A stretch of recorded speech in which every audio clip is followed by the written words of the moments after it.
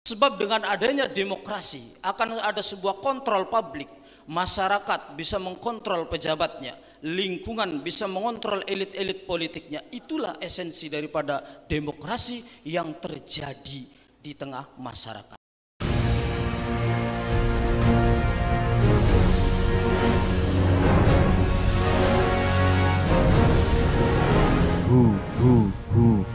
Allah. Apa yang diimplementasikan oleh sistem demokrasi itu adalah menghasilkan sebuah kemanfaatan dan kemaslahatan yang luar biasa di tengah masyarakat. Apa itu? Sebab dengan adanya demokrasi akan ada sebuah kontrol publik, masyarakat bisa mengkontrol pejabatnya, lingkungan bisa mengontrol elit-elit politiknya. Itulah esensi daripada demokrasi yang terjadi di tengah masyarakat. Terlepas dari definisi demokrasi yang bahasa Yunani, demos, kratos dan lain sebagainya, itu sudah sering dibahas. Oleh karena itu, sekali lagi beliau menegaskan bahwa demokrasi itu adalah jelas menghasilkan sebuah nilai-nilai kemaslahatan di ruang publik, khususnya di tengah kehidupan interaksi sosial masyarakat. Lantas, apakah demokrasi itu hal yang baru? Tidak sama sekali. Demokrasi itu sudah ada sejak zamannya Nabi Muhammad. Kalau kita harus mau menegaskan, coba kita lihat dalam kitab Sahih Muslim. Itu ada dalam Kitabul Jihad.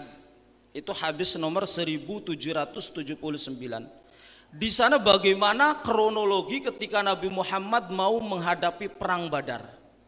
Nggih, beberapa kali berulang-ulang di sana Nabi Muhammad mengadakan musyawarah dengan para sahabat.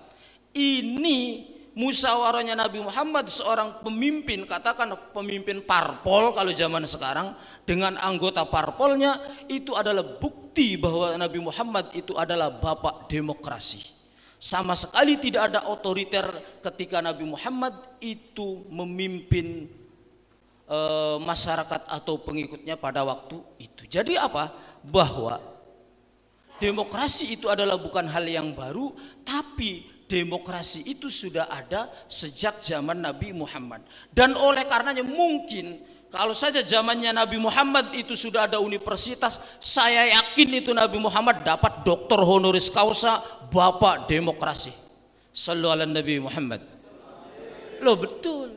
Sebab apa? Justru asas demokratis yang digagas oleh Nabi Muhammad sebagai pemimpin tertinggi umat Islam saat itu sama sekali tidak ada unsur otoriter. Betul tak Kiai Rozikin? Betul. Saya kalau Basul Masail sama Kiai Rozikin di NU Jawa Tengah didebat terus sama beliau. Di sini sekarang Kiai Rozikin nggak bisa debat saya sebab saya yang pegang mic, Kiai. Oke. Kita berlanjut halaman berikut.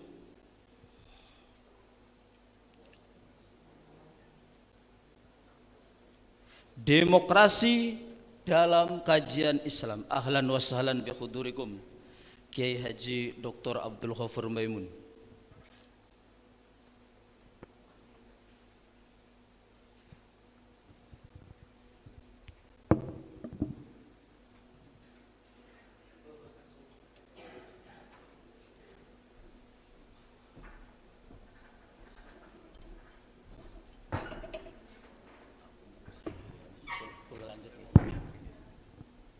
Alhamdulillah beliau sudah rauh. Tadi sudah saya sebut zaman saya ke sekolah di Maroko, Gus Gofur acara di Maroko seminggu, jadi sempat saya nderek ke beliau. Lupa tahun berapa itu Gus ya. Selanjutnya halaman berikutnya adalah demokrasi dalam kajian Islam. Saya di sini coba mengambil 3 contoh saja. Yaitu versi Imam Ibnu Qayyim, kemudian versi Profesor Dr. Muhammad Yusuf Imarah, kemudian yang ketiga versi Syekh Yusuf Qardawi. Di sini saya mengatakan, apakah benar Imam Ibnu Qayyim itu berbicara demokrasi? Ada sebuah disertasi doktor yang ditulis oleh Dr. Muhammad Salim Awa, itu berjudul Fin Nidham Siyasi li Daulatil Islamiyah. Dalam disertasi doktor tersebut, beliau mengulas opini Imam Ibnu Qayyim dalam konteks demokrasi. Yang salah satu poinnya adalah begini. Innallaha arsala rasulahu wa anzala kutubahu liyaquman nas bil qist wa huwa al-'adl. Fa idza dhaharat amaratul 'adl aw fa idza dhaharat amarat al-'adl aw shafar wajhu bi ayyi tariqin kana fa thamma syar'ullah wa din. Ini dalam konteks ini diartikan bahwa Imam Ibnu Qayyim itu menjelaskan bahwa Allah Subhanahu wa taala mengutus para rasul, kemudian menurunkan kitab-kitab, itu tujuannya satu, liyaquman nas bil qisti wal adl, agar terjadi kehidupan yang harmonis, kesetaraan dan keadilan. Di sini adalah kita nyambung, karena dulu sebelum lahirnya sistem demokrasi sering terjadi kesewenang-wenangan. Karena ketika contoh paling gampang, dulu terjadinya sistem perbudakan dan lain sebagainya, itu semua adalah di antara faktor penunjangnya, karena saat itu masih belum terciptanya sistem demokrasi. Bahkan sampai terjadinya hukum rimba dan lain sebagainya. Yang kedua, saya secara garis besar juga ini mengutip pandangannya Profesor Dr. Muhammad Imarah. Beliau mengatakan begini, yaitu dalam bukunya Ma'arakatul Mustalahat Bainal Gharb wal Islam. Itu terbitannya Nahdlatul Mesir tahun halaman 123. Secara garis besar beliau mengatakan begini, bahwa sistem musyawarah adalah bagian yang terbaik untuk terciptanya sebuah demokrasi.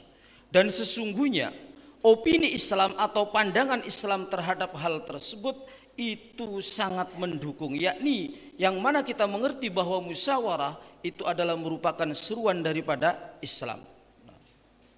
Yang mana dengan hal itu kemudian terciptalah keharmonisan interaksi berbangsa dan bernegara, interaksi antara warga negara dengan para pemimpinnya. Kira-kira garis besarnya semacam itu. Lanjut. Kemudian juga kita mengutip coba Syekh Yusuf Qaradawi. Beliau itu ada yang bukunya itu yang berbicara tentang itu, yaitu adalah Min Fiqhid Daulah fil Islam. Itu dalam halaman 132 sampai 137. Itu beliau sangat luar biasa tegasnya. Kata beliau, jika kita merenungi, menghayati dan mengimplementasikan nilai-nilai demokrasi itu, itulah sebenarnya esensi daripada ajaran syariat Islam. Luar biasa. Kenapa demikian?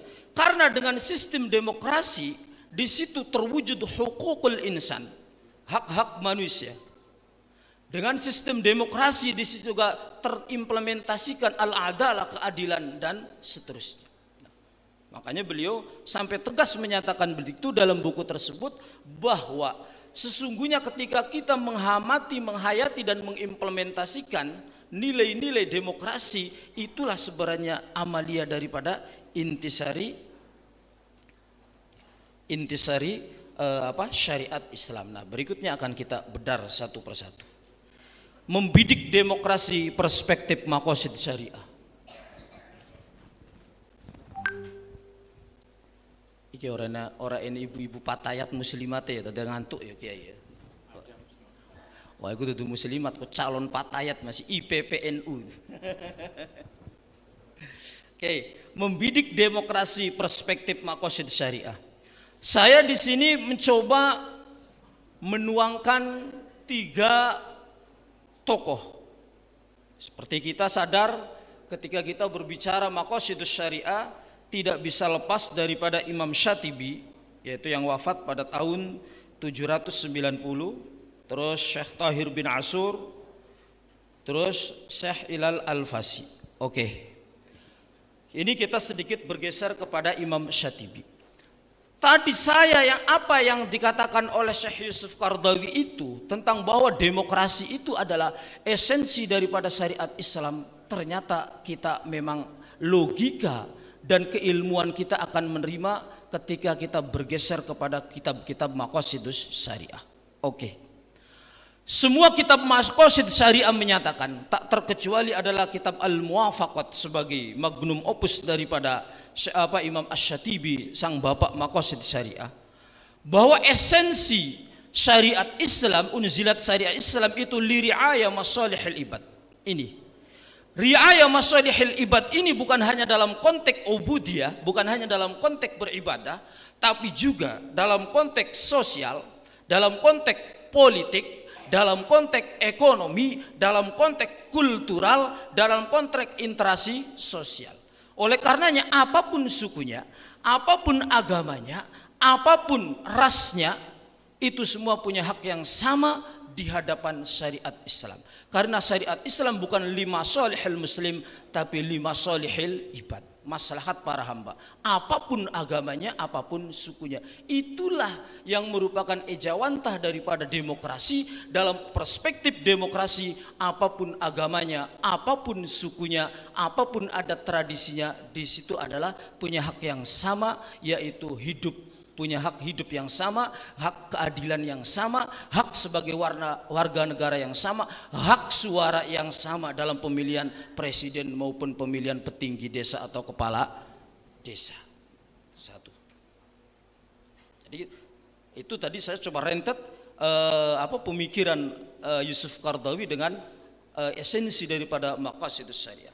Kemudian Syekh Tahir bin Ashur, karena jelas kalau orang berbicara Maqasidus Syariah tidak akan bisa lepas dari tiga tokoh ini, yaitu Imam Syatibi, Syekh Tahir bin Ashur, sebenarnya itu Syekh Ashur, cuman identitas dari orang bagian negara Maghrib Arabi, Maroko, Tunis, Aljazair, Libya, Mauritania, kalau nulis nama tuh pasti dikasih bin. Makanya kayak nama saya Nasrullah, di ijazah saya itu ada Nasrullah bin Afandi, padahal kalau di Indonesia kan cuma Nasrullah Afandi, karena mengikuti tradisi orang sana, Syekh Tahir bin Ashur, karena beliau itu adalah ulama besar Az-Zaitunah Tunisia, Universitas Az-Zaitunah. Jadi kita sedikit bergeser dulu, kenapa saya menyebutkan di situ ada Syekh Tahir bin Ashur, Syekh Ilal Al-Fasi. Dua-duanya itu adalah pembesar madhab Maliki dan dua-duanya adalah pembesar Maqasid Syariah modern. Bedanya Syekh Tahir bin Ashur hidup sebagai guru besar di Universitas Az-Zaitunah Tunis, kalau Syekh Ilal Al-Fasi itu sebagai guru besar di Universitas Al-Qarawiyyin Fes, Maroko. Beliau ini nanti iktibar dalam konteks politik. Ini ada pejabat enggak yang datang. Syekh Tahir bin Ashur sehingga akhir wafat ini terkenal sebagai ulama besar. Kalau Syekh Ilal Al-Fasi ini detik-detik terakhirnya ini separuh ulama, separuh pejabat. Beliau ini sama-sama punya kitab, judulnya sama-sama pakar Maqasid Syariahnya. Maqasidus Syariah wa Makarimuha, itu sama, judulnya sama. Beliau sebagai guru besar, yang satu ulama besar di Tunis pada saat itu, yang satu sebagai ulama besar di Fes, Maroko. Bedanya, ini bedanya, makanya untuk iktibar bagi kita. Bedanya di puncak popularitasnya, Syekh Ilal Al-Fasi ini mendirikan partai politik. Sekarang masih ada partai politiknya, namanya Hizbul Istiqlal di Maroko. Syekh Ilal Al-Fasi ini adalah ulama besar yang juga pernah menjadi menteri. Jadi karena beliau itu bikin partai politik, kemudian pernah jadi menteri, begitu di dekade terakhirnya jadi beliau diburang, separuh ulama, separuh pejabat. Nah itu makanya saya bilang kalau buat guyon sama teman-teman lulusan Timur Tengah, kalian mau pengen jadi Syekh Tahir bin Ashur yang hingga akhir hayatnya itu istiqomah ngajar ngaji seperti Gus Gofur, ya Gus, istiqomah ngajar, atau seperti kawan-kawan yang alumni Timur Tengah yang pada aktif di Senayan. Nah itu tinggal pilih. Kalau pengen seperti Syekh Ilal Al-Fasi, ya lulusan Timur Tengah ikut ngantor di gedung Dewan gitu kan. Tapi ilmunya mboten pate kelihatan, kadang apalan Qur'annya juga hilang. Kira-kira begitulah. Nah, begitu juga ini yang terjadi. Syekh Thohir bin Ashur hingga akhir hayatnya dengan karya terbesarnya itu At-Tafsir At-Tahrir wa Tanwir, itu adalah kitab yang sangat penuh dengan pemikiran maqasidus syariah. Ada disertasi doktor itu yang tentang Al-Fikrul Maqasid inda Thohir bin Ashur min khilali kitabi Tafsir At-Tahrir wa Tanwir. Ini pernah saya bedar waktu saya dapat kehormatan mengisi halaqah kebangsaan di PWNU GP Ansor, di kantor PWNU Sulawesi Selatan yang dilaksanakan oleh GP Ansor Sulawesi Selatan. Saya katakan begini, para kiai selama ini kalau berbicara politik itu hanya terpaku kepada kitab Ahkamus Sultaniyah karangan Imam Al-Mawardi. Ada sebuah kitab yang luar biasa jarang dikaji, yaitu karangannya Syekh Thohir bin Ashur. Apa judulnya? Usulun Nidhamul Ijtima'i fil Islam. Itu luar biasa. Bahkan waktu itu sampai inspirasi atas diskusi itu, akhirnya PWG Ansor Sulawesi Selatan itu kemudian mengadakan bedah buku kitab ini dengan dosen sana itu. Jadi Usulun Nidhamul Ijtima'i fil Islam. Sebuah gagasan besarnya dan secara garis besar adalah Syekh Thohir bin Ashur. Sesuai konteks ini kan adalah halaqah fikih peradaban.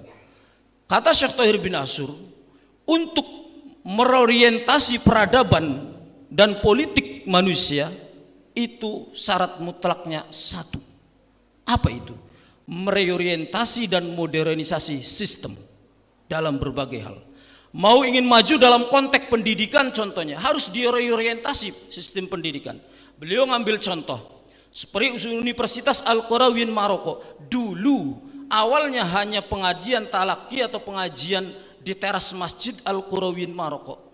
Kemudian mengalami ekspansi sehingga menjadi Madrasah Al-Qarawiyyin. Kemudian ekspansi lagi menjadi Universitas Al-Qarawiyyin. Ini menandakan apa? Bahwa metode pendidikan saja, ambil kasus contoh, itu perlu pengembangan. Kenapa? Karena metode pendidikan tradisional saja tidak akan bisa efektif jika itu diterapkan di era modern.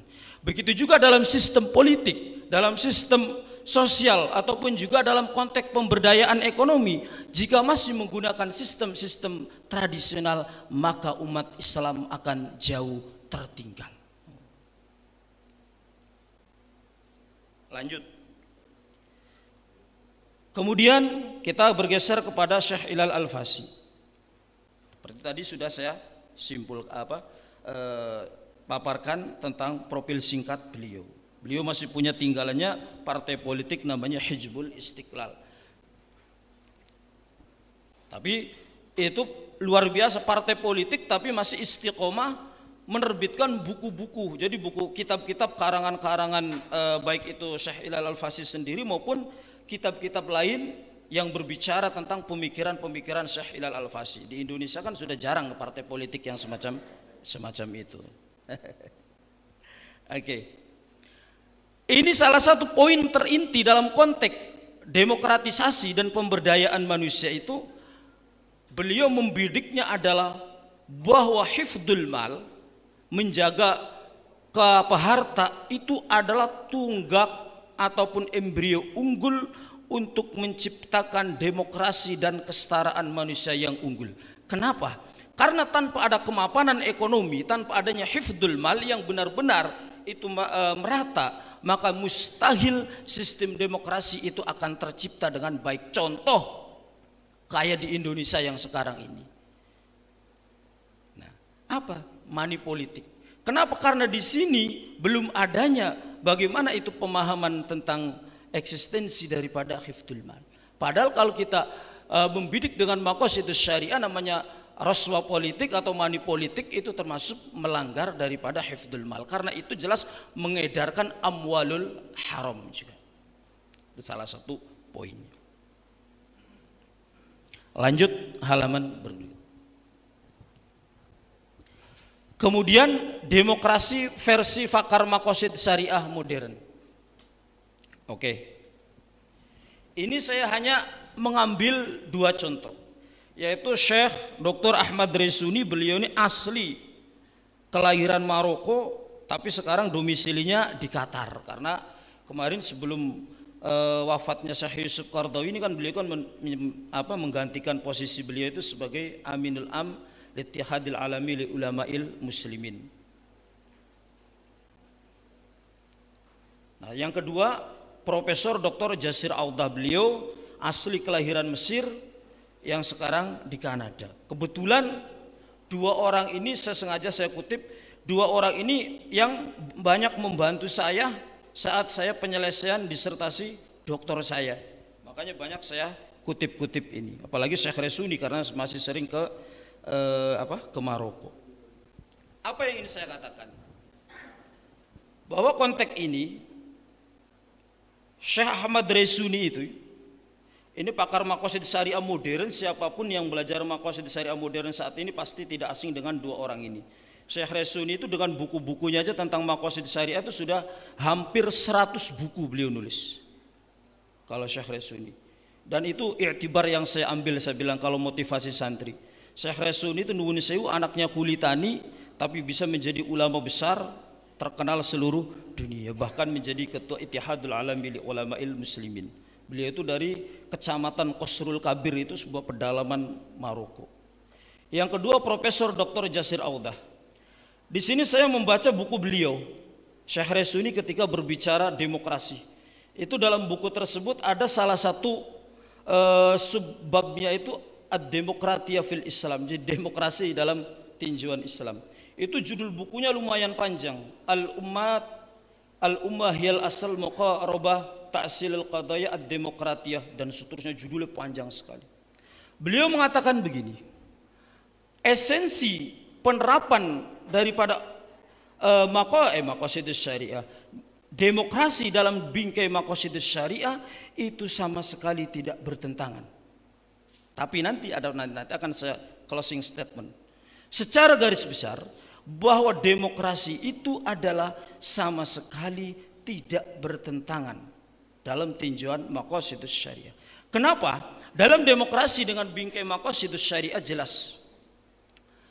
Dzaruriyatul khams yang sudah kita semua ngerti. Ada hifdzul mal, hifdzun nafas, hifdzud din, hifdzun nasab, hifdzul akal. Semua itu 5 dzaruriyatul khams itu adalah terlindungi oleh sistem demokrasi. Demokrasi sama sekali tidak memerangi terhadap 5 dzaruriyatul khams tersebut. Itu diantara faktor. Selanjutnya adalah Profesor Dr. Jasir Audah, itu beliau berbicara banyak tentang esensi maqasidus syariah. Setidaknya ada 2 buku beliau yang membahas tentang itu. Pertama, buku beliau yang berjudul Ad-Daulatul Muduniyah. Terus yang kedua, buku beliau yang berjudul Bainas Syariah was Siyasah.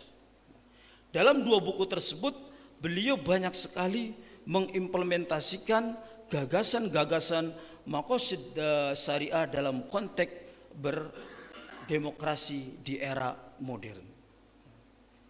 Akan tetapi, penutup yang terakhir ini sebagai yang saya katakan, saya menemukan sebuah artikel yang sangat bagus. Itu ditulis oleh seorang cendekiawan Mesir bernama Azzam At-Tamimi, yang dimuat dalam jurnal Al-Quddus Al-Arabi pada tahun 2004, pada tanggal 19 Juni 2004, halaman 19. Judulnya artikel itu Man dzalladzi yuridu mithla hadhihi demokratiyah. Beliau mengatakan begini, apapun alasannya, pembahasan demokrasi dalam perspektif syariah itu, bahkan kata beliau itu boleh saya katakan hal basi, bukan lagi hal menarik, kata beliau. Itu sudah dibahas sejak berpuluh-puluh tahun yang lalu. Kata beliau, saya katakan pembahasan demokrasi dalam perspektif Islam itu boleh dikatakan hal yang basi. Maksudnya basi itu apa? Sudah puluhan buku yang membahas itu, sudah ratusan artikel yang membahas itu, sudah ratusan seminar yang membahas itu. Jadi entah, kalau begitu kita yang keberapa ini? Halaqah demokrasi perspektif. Ya pokoknya yang kesekian lah, yang penting kan dapat ganjaran lah, segitu saja. Tetapi saya garis besar, kata beliau ini, demokrasi itu ada dua macam. Satu, jika perspektifnya demokrasi dalam dimensi falsafi yang mengatakan bahwa otoritas tertinggi adalah rakyat, yang mana otoritas rakyat itu fauqas syariah, inilah hada haramun. Tetapi kalau demokrasi itu adalah yang dimaksud dalam konteks administrasi bernegara, yang dimaksud demokrasi itu dalam konteks keadilan bermasyarakat, yang dimaksud demokrasi itu adalah dalam konteks keadilan sosial bagi semua elemen bangsa, hada yajuz, hal itu adalah boleh. Itu pendapatnya beliau Dr. Azzam At-Tamibi. Jadi begitulah. Kalau ada lagi yang saya rekomendasikan, ada kitab 409 halaman. Itu judulnya Taf'ilu Maqasidus Syariah fil Majalis Siyasi, luar biasa. Itu kumpulan artikelnya para cendekiawan muslim setebal 409 halaman. Itu spesial bagaimana Maqasid Syariah, itu terbitan Al-Furqan London. Bagaimana Maqasid Syariah berbicara esensi demokrasi dan politik. Saya kira cukup sekian. Seperti yang saya katakan, ini tadi hanya pengantar saja. Adapun yang inti nanti adalah daripada masyayikh kita, Romo Kiai Dr. Abdul Ghafur Maimun, Romo Kiai Rumadi Ahmad, yang tamu dari Jakarta sekaligus sedulurnya Kiai Balai Kambang. Cakap samenten matur kaula. Mau kurang lebihnya mohon maaf. Akhirul kalam wallahul muwaffiq ila aqwamit thariq. Wassalamualaikum warahmatullahi wabarakatuh. Waalaikumsalam.